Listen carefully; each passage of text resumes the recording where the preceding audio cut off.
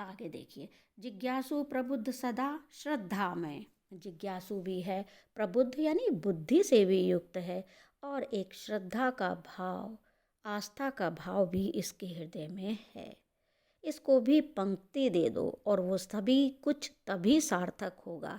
जैसे कहते भी हैं कि अकेला चना भाड़ नहीं फूंक सकता, तो यह भी अपनी शक्ति को दूसरों से समन्वित करके ही सार्थकता प्रदान कर पाएगा। यह दीप अकेला स्नेह भरा है, गर्व भरा, मदमाता सब कुछ है, गर्व की अनुभूति है, लेकिन अभी मद से थोड़ा सा, मद जो है वो एक प्रकार से देखा जाए तो थोड़ा नकारात्मकता का बोधक है, लेकिन वह नकारात्मकता समाप्त हो जाएगी जब वह लघुता से महत्ता की ओर या समष्टि की ओर अपना कदम बढ़ाएगा, या उसको कदम बढ़ाने में हम मदद करेंगे।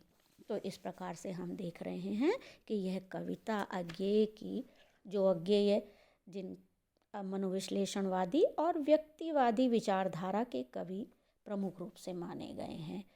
मानव मन की कुंठा, दमित वासना का वर्णन अपने पूरे लेखन में, क्योंकि हम जानते हैं कि अज्ञेय केवल कविता ही नहीं, वो कहानी भी लिखते हैं, उपन्यास भी लिखते हैं, संस्मरण भी लिखते हैं, वो सभी कुछ इस प्रकार की विधाओं में लिखते रहे हैं, यात्रा वृतांत भी हैं उनके, और इसी प्रकार की विचारधारा के वो परिपोषक कहे जा सकते हैं। लेकिन यहाँ इस कविता में एकाकीपन और व्यक्तिवाद को समाज की सामूहिकता से संयुक्त करके उसको पूर्णता का भाव देना की इच्छा वो व्यक्त करते हैं, और तभी कहते हैं कि यह दीप तभी गर्व की अनुभूति कर पाएगा, अपने एकाकीपन से निकलकर, सामूहिकता से जुड़कर, क्योंकि एकांगी रहना यानी अपूर्ण रहना, यह पूर्णता को तभी प्राप्त कर सकता है।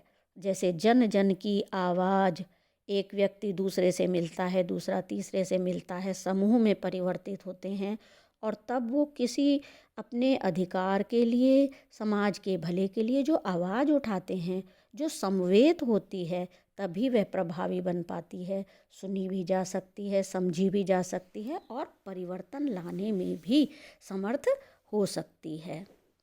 क्रांति गीत को गाकर जन जन जनता में परिवर्तित होकर अपने चरमोत्कर्ष को प्राप्त कर सकता है। तो यहाँ व्यक्तिवाद को समष्टि और समाज और समूह में सम्मिलित करने का आह्वान कवि अज्ञेय जी कर रहे हैं, और वो कहते हैं कि मद नहीं, मद यानी घमंड, वो हमारे जीवन का लक्ष्य नहीं है। अपने आप में ही आनंदित होना ही जीवन का पर्याय नहीं माना जा सकता। वह समृद्ध तभी होगा जब उसमें आनंद होगा, और आनंद होता है दूसरों से जुड़कर, समूह का हिस्सा बनकर। तो इस प्रकार से हम देख रहे हैं कि यहाँ कवि ने विराटता का, लघुता में विराटता का संदेश देना चाहते हैं कि लघु से विराट की ओर हमें प्रयाण करना चाहिए। अभी तक हम अपने को नापते रहे हैं, लेकिन नहीं, हमें समस्त संसार को नापने का प्रयास करना चाहिए, तब हम अनाप हो जाते हैं, उस असीम का एक हिस्सा बन जाते हैं, पर दुख कातर हो जाते हैं, दूसरों के प्रति करुणा से आपूरित होते हैं, परोपकार की भावना से जागृत होते हैं, और जिसमें सर्वहित की कामना मुख्य हो जाती है, और सभी के हित भी संरक्षित होते हैं। इसलिए कवि प्रार्थना करता है कि अपने भीतर के एकाकीपन को सामूहिकता का हिस्सा बनाकर समाज हित में सन्नद्ध कर देने में ही कोई दीप यानी मनुष्य पूर्ण काम और सार्थक बन सकता है, और इसी में व्यक्ति का कौशल भी है। इस प्रकार से हम देख रहे हैं कि इस कविता में अज्ञेय जी ने ये कविता जो लिखी है वो मुक्तक छंद में लिखी है। जैसे कि वो प्रयोगवादी कवि हैं, नए नए प्रयोग करना ही उनका स्वभाव भी है, तो यहाँ यद्यपि वह प्रगीत शैली में है, लेकिन मुक्तक छंद है। अलंकारों की दृष्टि से देखें तो यहाँ रूपक है, मानवीकरण है और अनुप्रास अलंकार भी इसमें देखने को मिलता है। जैसे यदि हम इसमें ऐसा खोज और जिज्ञासु, प्रबुद्ध, सदा श्रद्धा में, ऐसे शुद्ध विशुद्ध हिंदी के शब्दों का प्रयोग भी वो कर रहे हैं। कुछ शब्द बहुत ही सामान्य बोलचाल के हैं, जैसे धुंधुआते, कड़वे, इस प्रकार के शब्द भी हैं।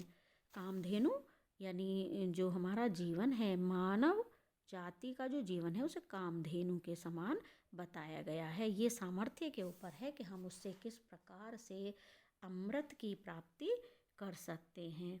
और वैसे ही एक बीज, धरा में पड़ा हुआ बीज मनुष्यता का या एक जिजीविषा का परिचायक बताया गया है। तो इस प्रकार से यहाँ मानवीकरण भी है, मानवीकरण अलंकार है, रूपक अलंकार है, अनुप्रास है, खड़ी बोली हिंदी का प्रयोग है और उसमें सहजता का भी आभास हमें देखने को मिलता है। व्यष्टि का समष्टि में विलय का संदेश दे करके कवि ने एक महान, उसको महानता से संयुक्त करने का प्रयास किया है। हमें लगता है कि ये कविता समझने के लिए हमने पर्याप्त चर्चा और इस पर बात कर ली है। इन शब्दों के साथ आज के लिए बच्चों इतना ही। धन्यवाद। के प्रति प्रेम भाव, सौहार्द भरा हुआ है गर्व भरा मदमाता, और इसे अपने ऊपर, अपनी शक्तियों के ऊपर गर्व भी है।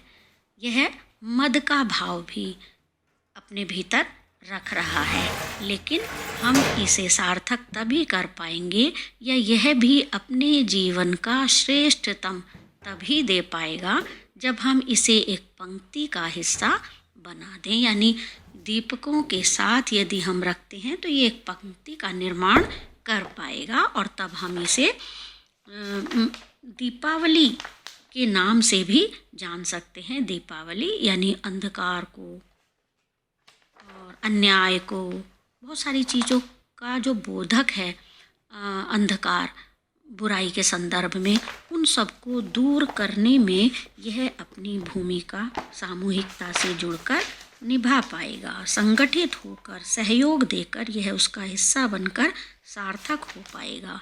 तो यहाँ इस प्रकार के भाव को कवि ने व्यक्त किया है।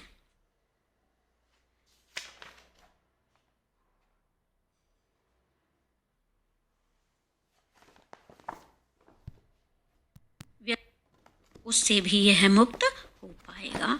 हम में से आ हट जाएगा तो हम की परिधि में आकर के यह अपना सर्वश्रेष्ठ प्रदर्शन, सर्वश्रेष्ठ सहभागिता निभा पाएगा।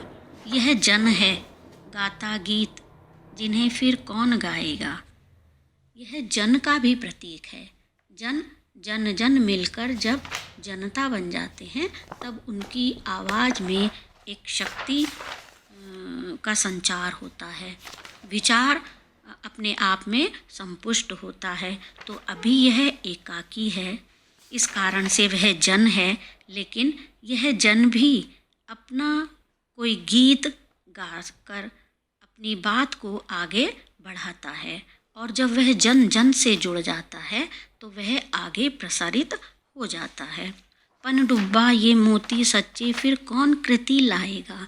इसमें कितनी सामर्थ्य है, कितनी क्षमता है कि पनडुब्बा के समान, गोताखोर के समान यह जल की गहराई में जाकर के सच्चे मोती निकालने की सामर्थ्य भी रखता है। और वो मोती जो बहुत बहुमूल्य हैं, उपयोगी हैं। तो यहाँ मोती जो हैं एक प्रकार से जो परिवर्तन या अन्याय आ रही